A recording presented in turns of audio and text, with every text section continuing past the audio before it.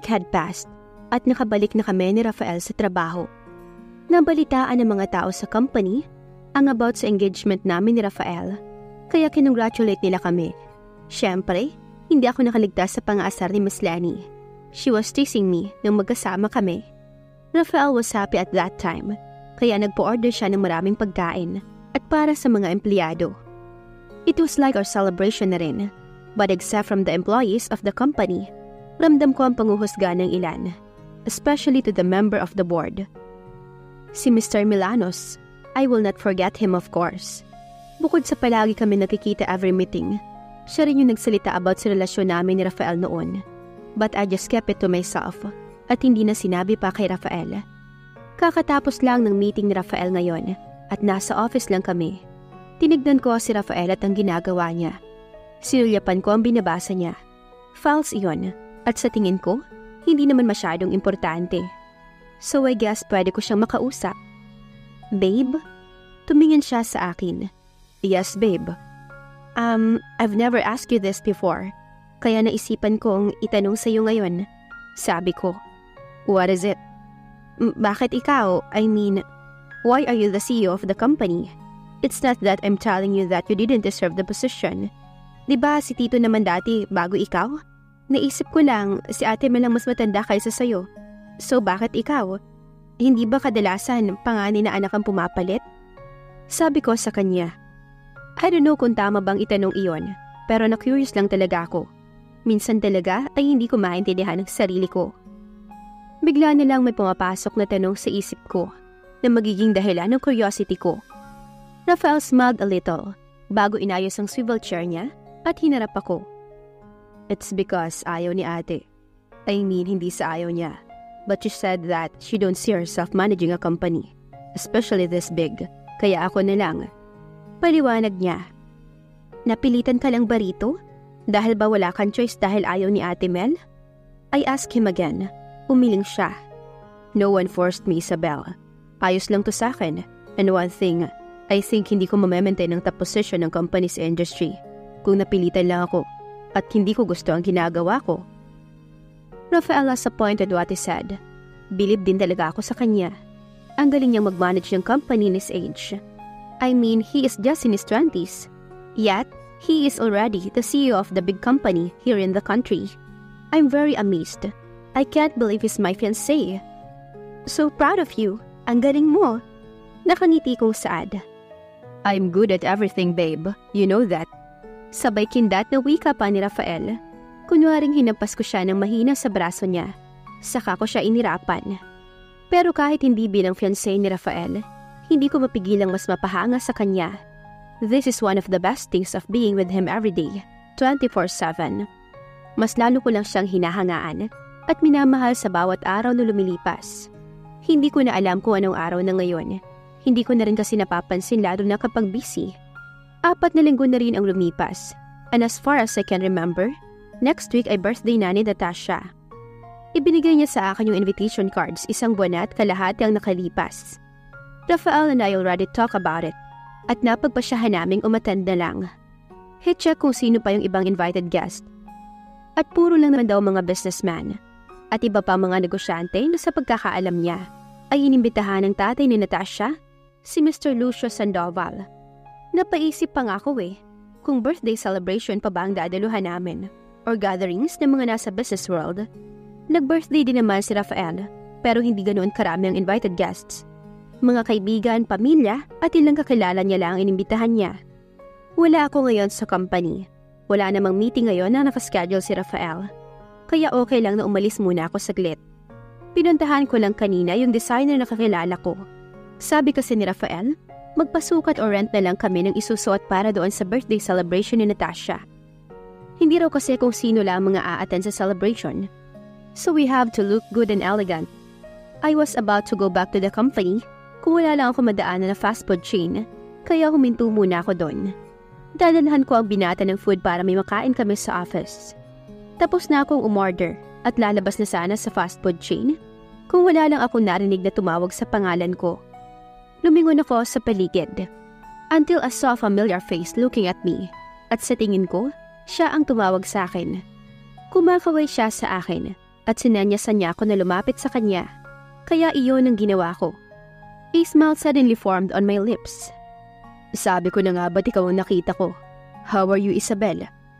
Iyon agad ang tinanong niya sa akin pagkatapos naming bumeso sa isa't isa. Nilapag ko sa table niya ang hawak ko para mayakap siya. Well, I'm good, Jarek. How about you? He is Jarek. He's one of my closest friend when I was in college. Well, hanggang ngayon pa rin naman. Kahit hindi kami madalas magkita. At ngayon na lang, nag-uusap pa rin naman kami minsan sa chats. Hindi ko masabing okay ako ngayon, friend. Pumunta nga ako rito ngayon sa Maynila para maghanap ng trabaho. He said in a low voice. Inaya niya ako na maupo sa upuan sa harap niya, kaya naupo ako. Tapos na rin siyang kumain. Nagstay muna kami para mag-usap. Friend pala ang tawag niya sa akin since college. He's a gay, pero hindi lang halata dahil sa looks niya at minsan sa galaw niya. Trabaho? Naghahanap ka ng trabaho? Concerned kong tanong. Taga Batangas kasi siya, and now na nalaman kong pumunta pa siya dito sa Maynila to look for a job. Umiling-iling si Jarek. Kakarating ko lang dito kahapon at ngayon pa lamang ako mag-start maghanap. Sabi niya, napatango-tango naman ako. Don't worry, may mahanap ka rin yan. Sabi ko naman, I know na hindi siya mahihirapan na makahanap ng trabaho. He's a college graduate and is also responsible, kaya hindi mahirap iyon. Nag-usap pa kami for a few minutes pagkatapos ay lumabas na rin kami sa fast food chain hanggang sa makarating kami sa kung saan pinark ang kotse na dala ko. Nag-uusap pa rin kami. Wow, kotse mo na yan, Isabel? Tanong niya. Umiling ako. No, sa fiancé ko to. Pinagamit niya muna sa akin ngayon kasi busy siya eh. I said. Mukhang nagulat si Jarek sa sinabi ko dahil nalaki pa mga mata niya na nakatingin sa akin. Mahina na lang akong napatawa. Wow, may fiancé ka na pala? Tumango naman ako. Tinignan niya ang phone niya nang tumunog iyon. May binasa siyang text message, tsaka siya bumaling sa akin. Sa susunod na lang ulit, friend ha? Sorry, may kikitain pa kasi ako. Sabi niya. Tumango naman ako. Sige, okay lang. Gusto mo ihatid na kita? Saan ba? I offered him a ride. Hindi rin naman kasi ako nagmamadali. No need, Isabel. Dito lang kami mismo magkikita. Hihintayin ko na lang siya. Sabi naman niya. Ganun ba? Sige, mauna na ako ah.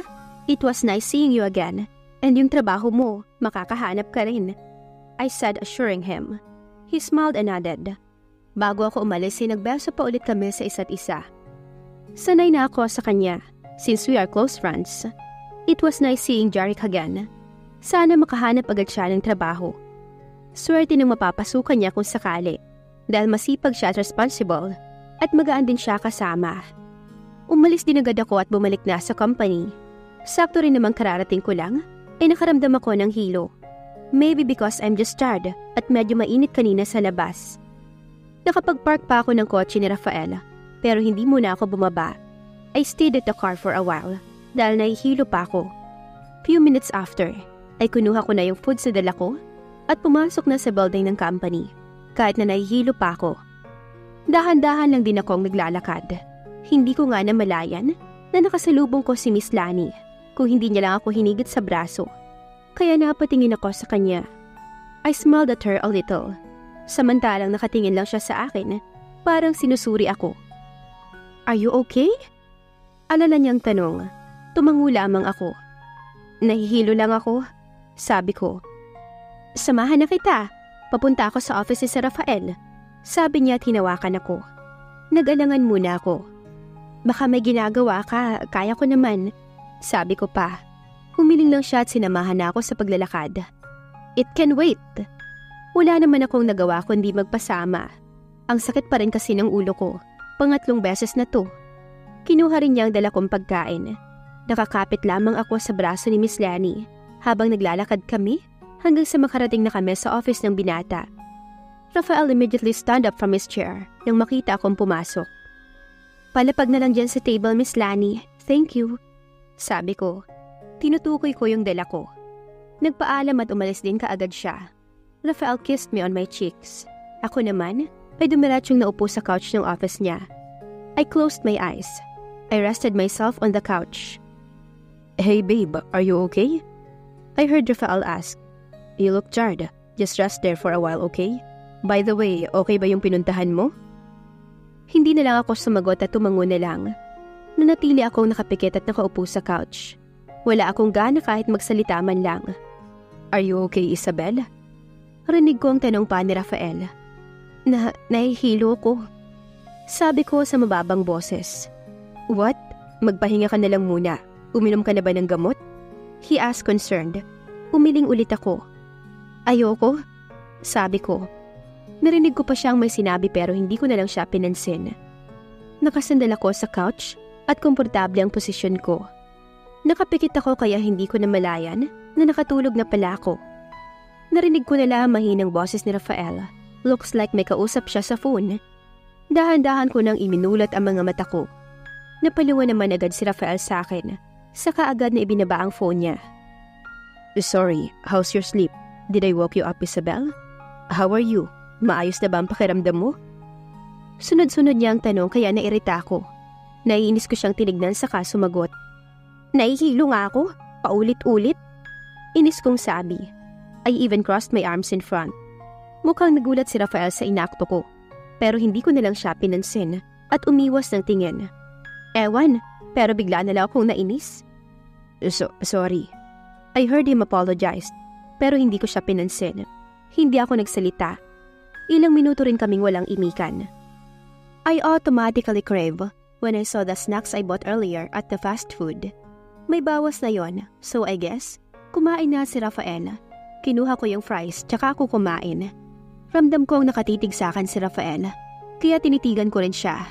Maya-maya lang, ay narinig ko ang pagbukas ng pinto ng office ni Rafael, pero hindi ako lumingon. Hello? Automatikong napalingon ako nang marinig ko ang boses ni Cyrus. Siya yung dumating. I didn't expect him to be here. Cyrus? Tawag ko. Lumapit siya sa akin, tsaka bahagyang yumuko para mayakap ko siya. What brings you here? Tanong ko sa kanya na makaupo na siya sa tabi ko. Pinapunta ako ni Kuya Rafael, ate. Sabi niya masama raw ang pakiramdam mo. Sabi ng kapatid ko, kaya napatingin naman ako kay Rafael. Nakatingin din siya sa akin bago tumango. I think it's much better, babe, if you go home for now. Magpahinga ka na muna, hindi ka pa okay. He said. Wala naman sa sarili akong napatango. Parang nakonsensya yata ako. Kahit na nainis at nairita ako sa kanya at nasungitan ko pa siya kanina, ay ako pa rin ang iniisip niya. He's really concerned about me. Wala sa sariling niyakap ko na mahigpit si Rafael. I'm sorry, babe, I said. Ramdam ko ang panunubig ng mga mata ko. Looks like I'm about to cry at hindi ko na nga napigilan. Umiiyak na ako habang nakayakap at nagsusorry sa binata. Wait, Isabel, bakit ka umiiyak? Umiling-iling na lang ako. Hindi ko rin sigurado kung bakit ako umiiyak. I love you, I said. Tsaka ako humiwalay sa yakap. Pinunasan ko na rin yung mga luha ko gamit yung tissue na inabot sa akin ni Cyrus. Iyakin mo naman, ate. Tumatawang sabi ng kapatid ko. Cyrus stayed at the office for a few minutes. 15 minutes din siguro. Nag-usap lang sila ni Rafael pero ako ay nakikinig na lang. Hindi ako makasali sa kanila dahil masakit pa rin talaga ang ulo ko. Hanggang sa ako na ang kusang nag-aya kay Cyrus na umuwi na muna kami. Hinatid muna kami ni Rafael hanggang sa parking area ng building, hanggang sa kotse ni Cyrus. Alam ko naman kung bakit ako pinasundo ni Rafael sa kapatid ko. Hindi pwedeng wala siya ngayon sa company dahil may ilang inaasikaso pa siya. Habang nasa biyahe kami pauwi ni Cyrus, ay nakapikit lamang ako pero hindi ako tulog. Mas lalo lang akong maihilo kung nakikita ko pa ang paligid habang bumabiyahe kami. Mabuti at hindi naman masyadong traffic kaya agad kaming nakauwi. Mama isn't surprised to see me pero bakas ang pag-aalala niya nang makita ko. Baka nasabi na rin ni Cyrus na susunduin niya ako at uuwi na muna ako rito. Anak, what happened? Mama asked me worriedly. Agad niya rin akong pinaupo sa sofa sa sala. Nahihilo ako, ma. Can I go upstairs? Magpapahinga muna ako. At baka pag nakatulog ako ng mas mahaba, baka mawala na rin agad to. Sabi ko kay mama. Agad naman na tumango si mama. Kaya pumunta na ako sa kwarto ko sa taas. Diretso higa agad ako sa kama at pumikit. I just hope na okay na ako pagising ko. I am just staring at Rafael the whole time. May ginagawa siya ngayon eh. Napapansin ko lang, these days, mas nagiging clingy at sweet ako sa binata. I don't know why. Hindi naman ako ganito kaklingy sa kanya noon. And one more thing, napapadalas ang pagkahilo ko ngayon. At madalas din akong nasusuka. Rafael noticed it because he saw me last time na sumusuka ako sa bahay. Sabi niya magpa-check up na ako. Pero sinabi ko na lang na masama lang talaga ang pakiramdam ko that time. Babe? Tawag ko kay Rafael. Tumingin naman siya sa akin. Yes babe, do you want anything? Tanong niya pero umiling lang ako. Maybe he's thinking na may gusto na naman akong pagkain. Lately kasi kung ano-ano na lang hinahanap ko. May sasabihin lang ako. Sabi ko. What is it? He asked. I was about to talk but his phone rang.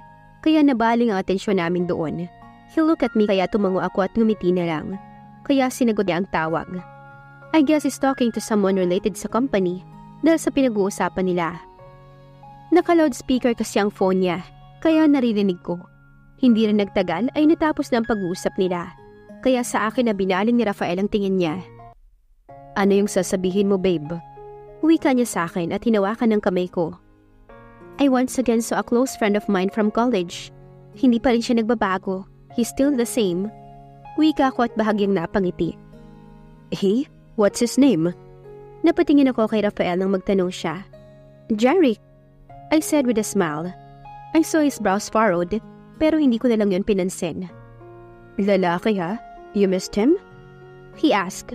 Tumango naman ako. Of course, I missed him babe. Close kaya kaming dalawa. Hindi ko nga ina-expect na pupunta siya rito ngayon sa Maynila, kasi taga Batangas siya. He came here because he said that he's looking for a job. Paliwanag ko. Magsasalita na sana ako pero biglang binawi ni Rafael yung kamay niya sa akin. Hindi rin siya nagsalita na at nag-iwas siya ng tingin sa akin. And when I look at his face, ay salubong ang kilay niya at parang galit. Nagtaka ko kaya tinanong ko siya. I even held his arm. Bakit Rafael? Ayaw mo bang nagkukwento ko? I said softly. Hindi naman siya ganito kapag nagkukwento ko eh. Ngayon lang. Wala naman ata akong nasabing masama o mali. Pero ganoon ang naging reaksyon niya. Hindi siya nagsalita kaya nagpatuloy na lang ako sa pagkukwento. Hindi ko nga alam kung nakikinig pa ba siya. By the way babe, I'm planning to meet him again. Pero isasama na kita so that you can meet. Stop, you have no one to meet. Hindi pa ako tapos magsalita. Ay bigla na lang ako nagulat dahil sa inakto niya. Ramdam ko ang panunubig ng mga mata ko. Kaya tumayo na ako at lumabas ng office niya. I don't want to cry in front of him. Hindi naman ako ganito dati. Kahit na minsan ay napagtataasan niya ako ng boses, ay hindi ako naiiyak. Why am I being emotional the past weeks? Mabuti na lang at walang masyadong tao rito sa floor, kung saan ang office ni Rafael, kaya walang makakakita na umiiyak ako. Pero habang naglalakad ako ay, parang nasusuka na naman ako. Bago pa man ako masuka, ay pumunta kaagad ako sa pinakamalapit na CR at pumasok doon. Walang tao na makapasok ako. Dumiretso ako sa sink at doon sumuka. I hate this. Maybe it's better na magpa-check up na ako. Pero hindi ngayon. Sa susunod na araw na lang. Kung ano-ano na lang nararamdaman ko eh. Napahawak na lang ako sa tiyan ko. Lalabas na sana ako ng CR. Pero nagulat ako nang pagbukas ko ng pinto. Ay si Rafael ang bumungad sa akin. What happened? Mahina niyang tanong. Napatingin pa siya sa akin. Wala. Sabi ko saka ko siya nilagpasan. Nagtatampo ako sa kanya. Pero ramdam ko ang pagsunod niya sa akin. Pero hindi ko na lang ulit siya pinansin. Maya-maya ay biglang nag-ring ang phone niya at pansin kong napatigil siya. Ako naman ay dumiretso na lang at bumaba sa cafeteria. Medyo maraming empleyado ang nasa cafeteria ngayon. Nakita ko si Miss Lani, kaya lumapit ako sa kanya. Ngumiti siya sa akin. Pansin ko na may kasama siyang isang babae na hindi pamilyar sa akin. Pero masasabi kong dito siya sa company nagtatrabaho dahil sa suot niya. By the way, Cassie, this is Miss Isabel. She's the secretary and the fiancée of the CEO. Pagpapakilala sa akin ni Miss Lani, sa babae na Cassie ang pangalan. Nakita ko nagulat siya nang banggitin ni Miss Lani na fiancée ako ni Rafael. Hi Miss Isabel, I'm Cassie Valdez. Wika ng babae na halatang nahihiya pa. Para naman hindi siya masyadong mahiya sa akin, ay nakipagkamay muna ako sa kanya, na agad naman niyang tinanggap. Remove the mist kapag tayo-tayo lang naman ang nag-uusap. I reminded her. Dahan-dahan naman siyang tumango. You look so young, Cassie. How old are you? I asked her when I noticed her features. I'm 21 po. I smiled and nodded when she answered. Fresh graduate ata siya. Mabutit nakahanap agad siya ng trabaho. Nagpaalam si Cassie sa amin ni Miss Lani. Naalis muna kaya tumango na lang ako. Kami na lang ngayon ni Miss Lani ang magkasama. Napatingin naman ako sa mga empleyado na nandito sa cafeteria. Yung iba ay nag-uusap tungkol sa trabaho. Yung iba naman, tahimik lang na nagkakape.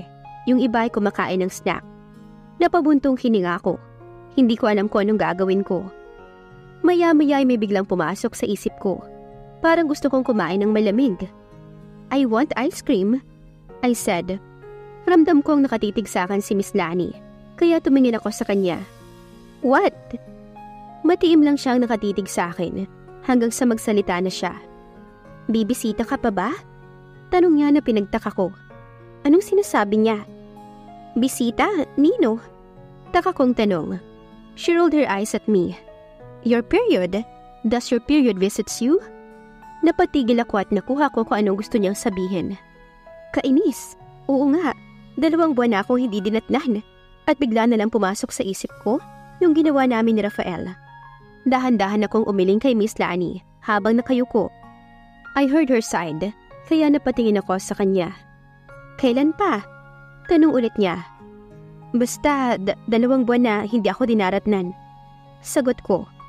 Magkatapat kami ngayon ni Miss Lani sa isang table. She looked around before leaning her face close to me. You're pregnant. Mahinang saad niya. Nanlaki ang mga mata ko. Ngayon lang pumasok sa isip ko na baka buntis nga ako. Pero hindi ako sigurado. What if I'm not? Hindi porket 2 buwan na akong hindi dinatnan, buntis ka agad. Baka nadili lang ako ngayon. Sabi ko pero sa mahina lang na boses. Dahil baka may makarinig. Umiling-iling lang si Miss Lani sa sinabi ko. Akala mo ba hindi kita napapansin? Every time na nagkikita tayo, kung hindi ka nahihilo, kung ano na lang pagkain ang hinahanap mo. Sabi niya, matanong nga kita, does your mood change quickly? Madalas ka bang nagiging emotional ngayon? Tanong ulit niya. Dahan-dahan naman akong napatango. What she said is actually true. If I were you, Isabel, magpapacheck up na muna ako sa OB-GYN. Or kaya gagamit na ako ng PT. I'll suggest na yun muna ang gawin mo before you tell it to Sir Rafael. She added. Miss Lani's words kept running on my mind the whole day. Kaya naman nung hapon, ay nakiusap ako sa kanya na bumili siya ng PT for me. Hindi ako nun makabili dahil baka makita ni Rafael at mag-expect pa. Hanggang sa sumapit na ang gabi at nakauwi na kami ni Rafael. Hindi ko siya pinansin the whole day dahil nagtatampo ako sa kanya. Kaya hanggang sa bahay, ay hindi ko pa rin siya pinapansin. After we ate dinner at bago ako makatulog, ay nagkulong muna ako sa CR. I have the pregnancy test na pinabili ko kay Miss Lani kanina. Yes, hindi ng isang pinabili ko, kundi 3, para makasiguro. Hindi ko muna agad tinignan ko anong result nun. It took me a few minutes before I finally look at it. Isang ngiti ang sumilay sa mga labi ko at ramdam ko ang emosyon sa aking mata nang sa wakas ay makita ko ang result. Ano kaya ang reaksyon ni Rafael kapag sinabi ni Isabel na buntis siya? At dito na po nagtatapos ang kabanata ng ating kwento. Please like, share, subscribe for more updates. Maraming salamat po.